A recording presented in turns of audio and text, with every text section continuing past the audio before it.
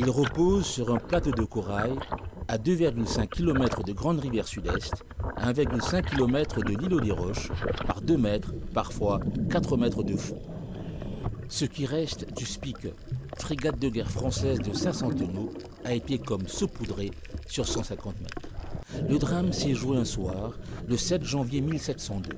Le capitaine John Bowen est à la barre. Son navire pirate s'approche de la côte est.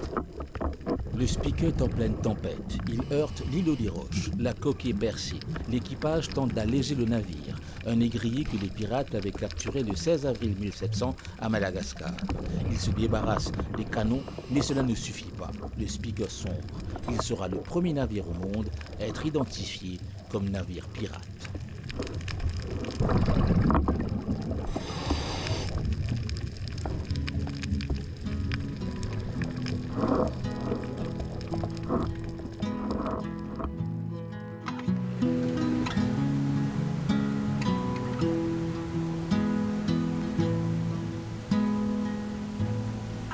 Décembre 2023. La pointe du diable ne fait plus peur aux marins qui, à l'époque, voyaient leur boussole s'affoler lorsqu'ils l'approchaient. Des catamarans chargés de touristes vont et viennent de l'embouchure de la Grande Rivière Sud-Est.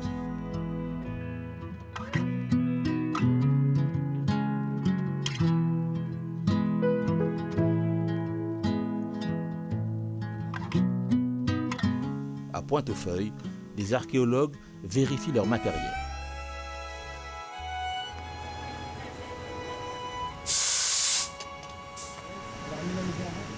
Le temps n'est pas idéal, mais cela conviendra à la plongée. Jan von Arnim connaît la région comme sa poche. Jean Soula profite de son séjour pour effectuer le plus de recherches possible. La ferme marine de Maillebourg offre un soutien logistique non négligeable à cette sortie.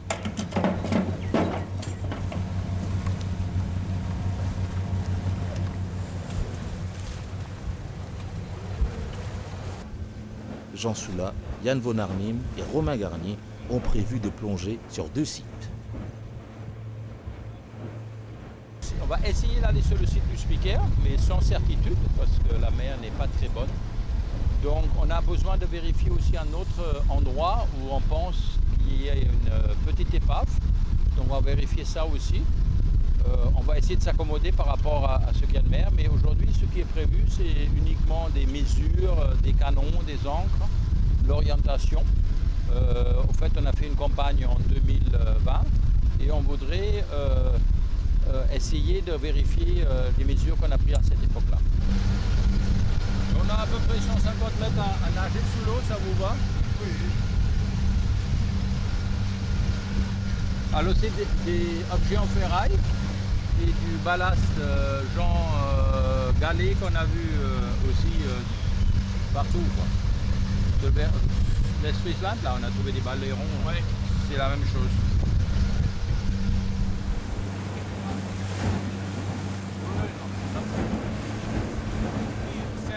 Un désir d'exploration quand même, d'aventure, envie de trouver des choses, découvrir des choses qui n'ont jamais été mises en évidence par les chercheurs.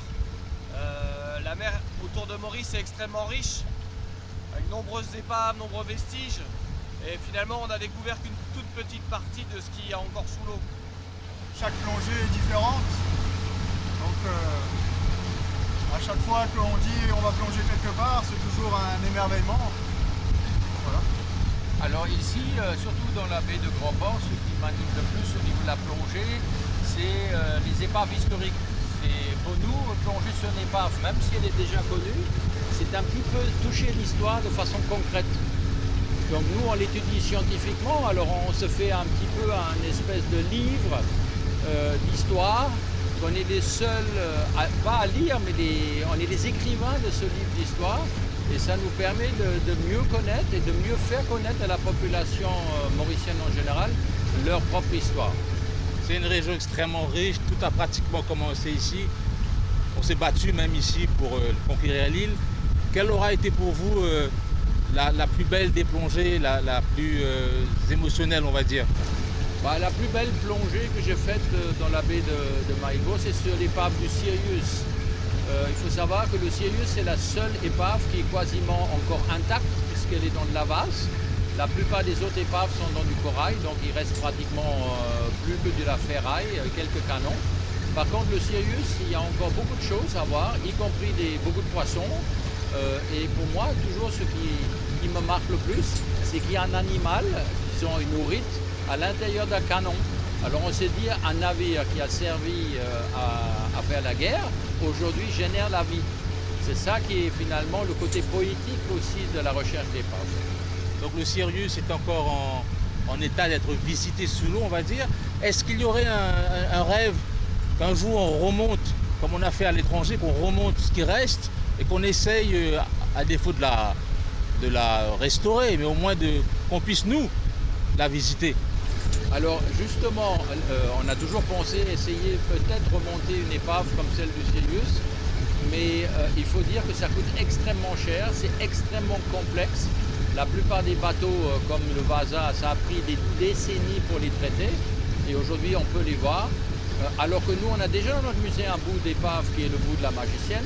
Donc je pense que ça ne sert à rien de remonter un bateau pour le montrer au public. Par contre, il nous faut faire des images. Il faut nous faire amener des images des épaves dans le musée pour que la population puisse savoir ce que c'est une épave. On peut la faire participer, le visiteur, de façon différente. C'est-à-dire qu'il ne va pas pouvoir toucher de façon concrète au bateau, mais il peut le voir in situ. Et peut-être que ça suffira déjà et ça continuera à protéger l'épave sous l'eau.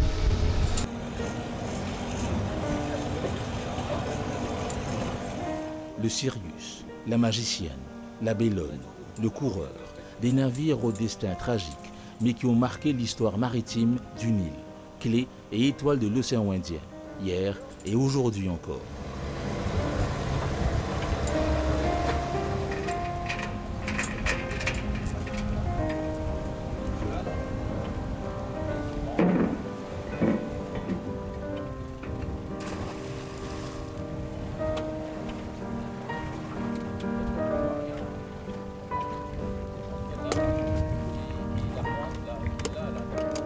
Nous sommes arrivés là où Yann espère trouver des traces de navire.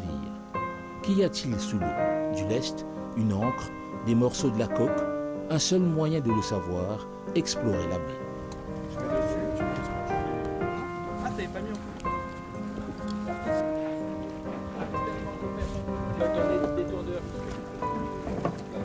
Comme je suis celui qui en a le plus dans la tête.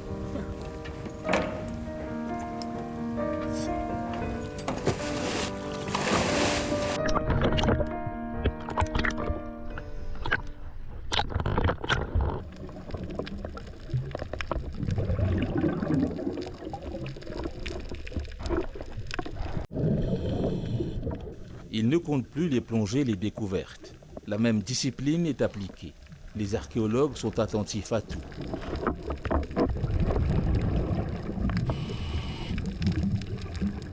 Armé d'un détecteur, Yann von Arnim est à la recherche d'une encre ou d'un objet métallique. Quelque chose qui confirmera un naufrage, une épave, une page de notre histoire à écrire.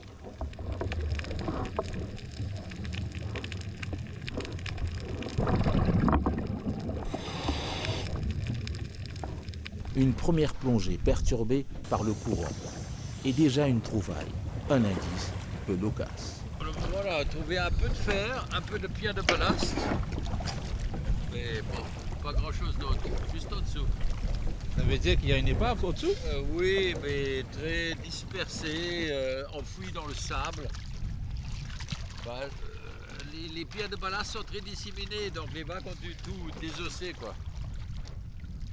On va aller voir de l'autre côté s'il y a autre chose.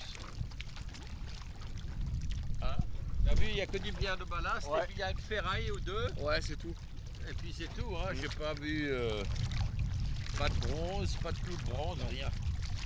Il y a une fosse en fait, à un moment donné, ça s'enfonce Oui, vraiment. mais je pense que s'il y a un bateau, il va s'échouer là-dessus, il ne Ouais. va pas aller descendre au fond. Hein. On est d'accord. Et en bas, la visibilité n'est pas bonne du tout. Non. Tu veux aller voir où?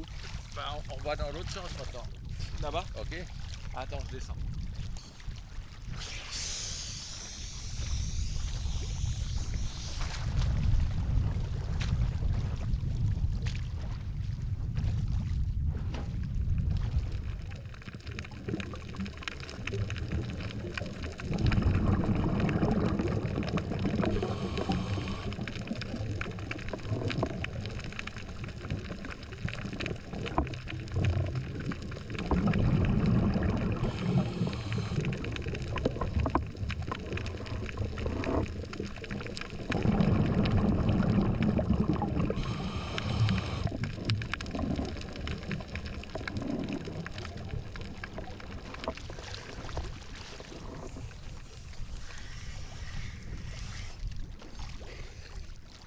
toujours des pierres de ballast, mais c'est souvent le premier site de l'épave.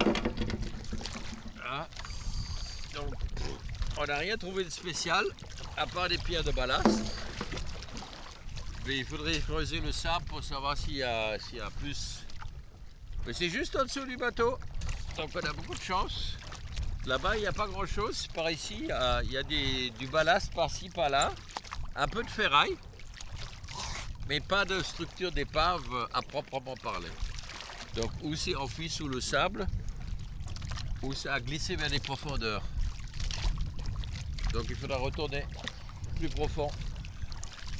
Mais la visibilité était terrible.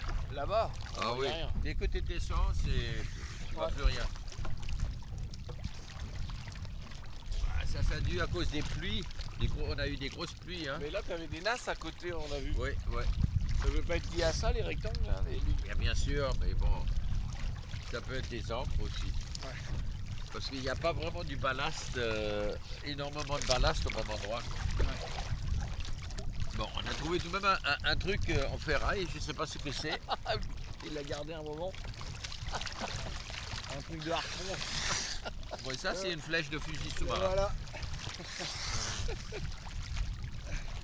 Mais ça, c'est pas signe d'une épave. Hein. Bon, il n'y a rien de clair et net. Ok, bon, on va essayer de...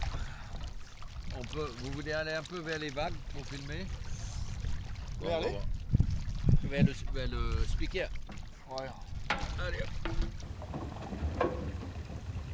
hop.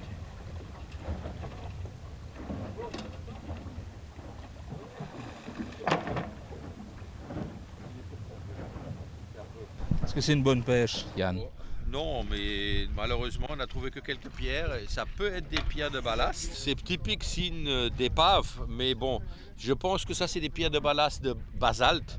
Le basalte, c'est une pierre de Maurice. Des fois, on trouve du granit ou du grès ou du schiste. À ce moment-là, on est sûr que c'est des pierres de ballast ramenées par les bateaux. Mais là, on n'est pas sûr. Il faut aller chercher encore plus, peut-être sous le sable.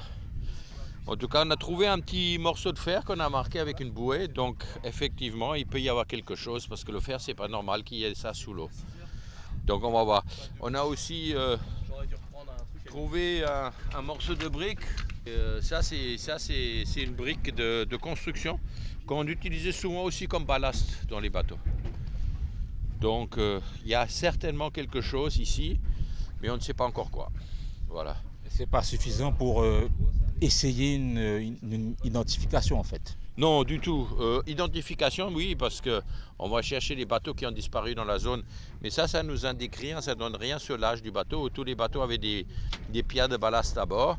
Tous les bateaux avaient des briques à bord. Il faudrait faire une analyse de la brique pour savoir son âge. Parce qu'il y a un bateau qui a disparu ici à l'époque des Hollandais. Il y a même un gouverneur hollandais qui s'est noyé ici. Mais après, il y a des bateaux, il y a des côtiers, des choses comme ça, quoi. Donc c'est moins intéressant pour l'archéologie, mais pour identifier, c'est très difficile. On cherche une épave, on en trouve 3. Donc laquelle est laquelle? Mais là, aujourd'hui, on cherche une épave. On a trouvé des traces, mais on n'a pas trouvé d'épave à proprement parler. Voilà.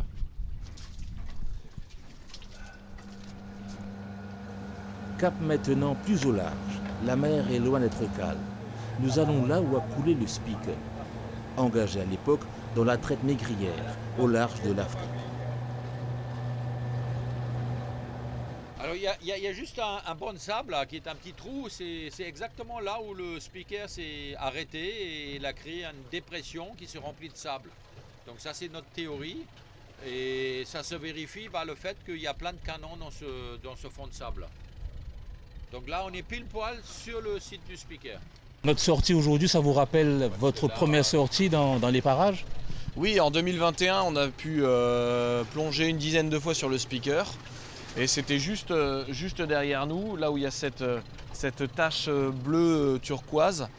Et en fait, dès qu'on plonge sur cette zone-là, on tombe directement sur les canons à 3 ou 4 mètres de profondeur.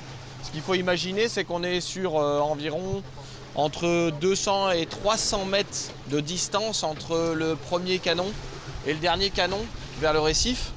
Donc c'est un site qui est complètement atypique, parce qu'il faut imaginer que l'équipage, quand il a essayé de manœuvrer pour éviter le naufrage, a délesté les canons au fur et à mesure sur cette distance-là, jusqu'à ce que moment le bateau, le speaker, touche complètement le fond, ce qui a créé cette dépression de sable, et puis après se penche sur le côté et viennent s'échouer près du récif.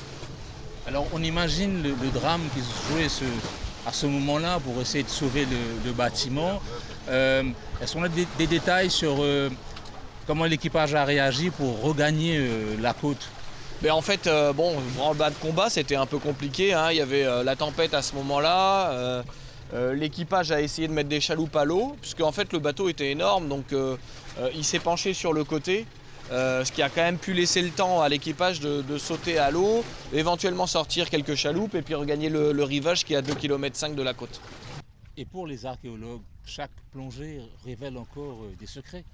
Oui, ça c'est sûr, puisque même si on connaît le plan de l'épave avec les 34 canons et les quelques ancres, 3 ou 4 au final, chaque plongée peut amener de nouveaux éléments, notamment dans le banc de sable, puisqu'on sait que ce site est séparé par un grand banc de sable qui, en fonction des plongées, va amener plus ou moins de visibilité et découvrir ou recouvrir les canons qu'on a vus la veille ou qu'on ne verra plus le lendemain. Et là, les conditions sont quand même assez difficiles pour aller plonger dessus. Oui, très compliqué. On peut plonger qu'un mois par an. On est ballotté de 3 mètres à 3 mètres en avant, en arrière. Il faut se laisser porter par la houle sous l'eau. Éventuellement essayer de s'accrocher aux vestiges, canon ou ancre. Donc c'est pas évident. Aujourd'hui, le temps est correct. Je pense qu'on peut essayer d'y plonger pour essayer de voir. Mais ça va dépendre de la visibilité sous l'eau, mais pour au moins voir les quelques canons et ancres qui restent sous l'eau. On ne vous suit pas, on vous suit de en haut. Non, c'est ça, vous nous suivez du dessus.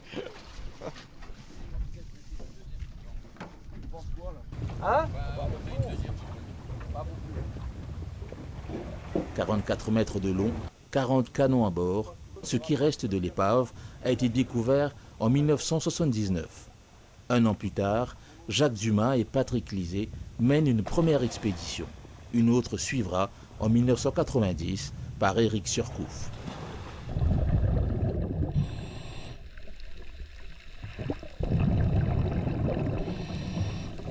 Le Speaker, la première épave pirate découverte dans le monde, repose entre 3 et 7 mètres de profondeur. Les structures du bâtiment ont disparu depuis les canons, 34, et les ancres sont éparpillées. Un des premiers canons est là.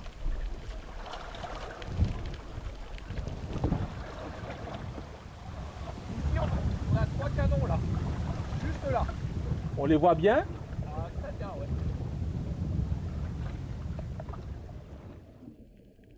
Les conditions climatiques ne sont pas propices. Le récif n'est pas loin et la houle ballotte les téméraires explorateurs. Malgré cela, les différentes expéditions ont permis de remonter une fabuleuse collection de plus de 1700 objets au fil des années. C'est lui qui a trouvé aussi un canot cassé. Vos premières impressions, vous voyez tout excité dans l'eau, à compter des canons, des boulets, à nous faire des signes. Qu'est-ce que vous avez vu sous l'eau? Alors bon, sur une plongée totalement improvisée finalement, où Yann et moi on est allés en palme et tuba en apnée, on a pu voir en fait finalement dans ce fameux banc de sable dont on parlait tout à l'heure, les 4-5 canons totalement découverts. Donc c'est ce que je disais, un jour ils sont complètement recouverts et un autre jour on les voit complètement. Donc là, mais vraiment je les ai jamais vus comme ça, totalement découverts, et on en a vu 4 les uns à côté des autres et un seul qui était sous les 4. Donc c'est assez intéressant. Ça, on avait déjà notifié cet emplacement, mais on le voyait, donc c'était assez dingue. Et comme le banc de sable est vraiment purgé à ce moment-là, c'est de la chance, on a pu voir à côté de ces canons au moins 3 boulets, dont 2 relativement importants, donc sûrement gonflés par la gangue de corrosion sous l'eau. Mais il n'empêche que voilà, c'était des bons boulets de canon. On voyait bien la forme sphérique, donc aucun doute sur leur identification. Est-ce que ces canons sont tous du même modèle ou sont des modèles différents les uns des autres? Ah non, ils sont tous différents. Alors c'est vraiment la caractéristique des bateaux pirates, c'est que les pirates prenaient en fait les bateaux au fur et à mesure et réarmaient leurs propres navires avec différents canons.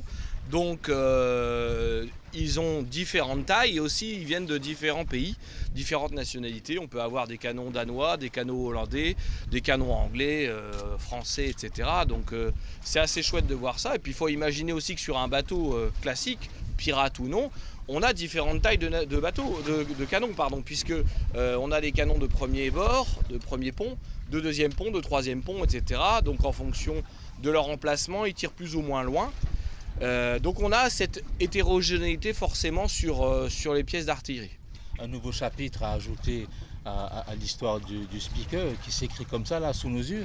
Ah oui, mais je vous disais, chaque plongée amène son lot de nouveautés et de redécouvertes. Donc on a vraiment la chance là ce coup-ci d'avoir redécouvert ce banc de sable qui est un de nos prochains objectifs de travail sur le site, et en plus d'avoir ces nouveaux boulets de canon dans cette zone. Donc c'est vraiment très sympathique. En route, Moussaillon, mets-moi le cap vers la côte. Ce site, vous le connaissez puisque vous y plongez depuis longtemps. Aujourd'hui, c'était quand même assez différent. Racontez-nous ce que vous avez vu. Ah bah aujourd'hui, déjà, c'était pas prévu qu'on aille plonger et la mer est un petit peu houleuse, donc on ne pensait pas pouvoir venir jusqu'ici, mais bon, elle s'est calmée le soir. Donc on est parti en apnée.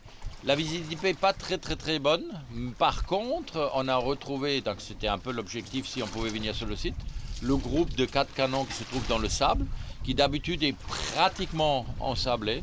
Là, il était particulièrement visible, donc on a vu un autre canon qui est en dessous de ces groupes de 4, donc ça c'est déjà très intéressant, plus quelques boulets de canon.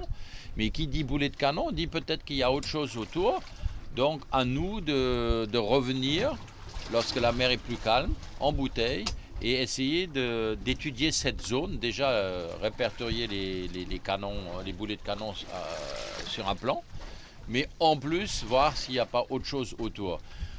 En plus, il y a un morceau de canon cassé qui se trouve à peu près une dizaine de mètres de là, qu'on n'avait pas vu la dernière fois, donc je suppose que toute cette plaine de sable a été dégagée et que peut-être qu'il y a autre chose là, on a fait que quelques mètres carrés. Il faudra revenir dans des meilleures conditions et de voir s'il y a quelque chose d'autre. Qu'est-ce qui explique qu'on puisse voir ces choses? Est-ce que c'est le courant Au fait, c'est une cuvette de sable. On pense que c'est là où le bateau s'était arrêté. Donc il a creusé une dépression qui s'est remplie de sable.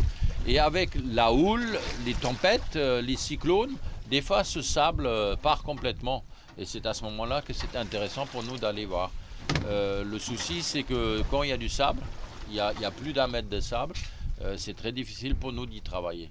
Par contre, si les vagues nous aident et qu'ils dégagent le sable, là c'est bon pour nous. Parce qu'il y a peut-être quelque chose au fond du sable. Tout ce qui est lourd va descendre au fond. Donc on peut retrouver des lingots de plomb, des balles de mousquet. Si on a de la chance, des pièces d'or, donc il y a quelques pièces d'or qui ont été trouvées ici, même des petits lingots d'or. Et aussi des pièces de monnaie en argent.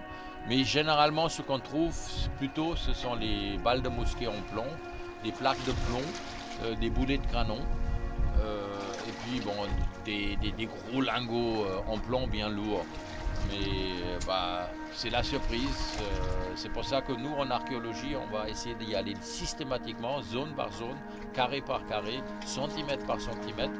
Et là, souvent, on trouve des choses beaucoup plus intéressantes que si on y va comme ça, avec un détecteur de métal et on creuse par-ci, par-là un trou. Donc, c'est la différence entre la chasse de trésors et l'archéologie. Voilà.